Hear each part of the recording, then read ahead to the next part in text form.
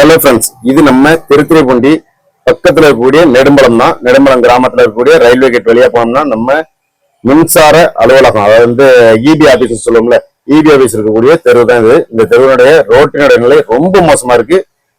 கொஞ்சம் கூட அதை வந்து ஜீர்ணிக்க முடியாத நிலையில இருக்கு.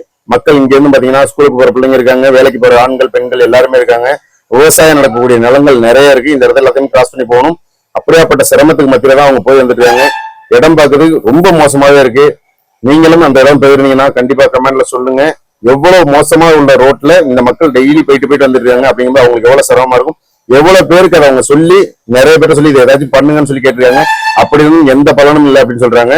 இருந்தாலும் அந்த மக்களோட நிலையை பார்க்கும்போது எனக்கு பாவமா இருந்துச்சு. எங்க ஏரியா மாதிரி அவங்களும் பாதிக்கப்பட்டவங்களா இருக்காங்க.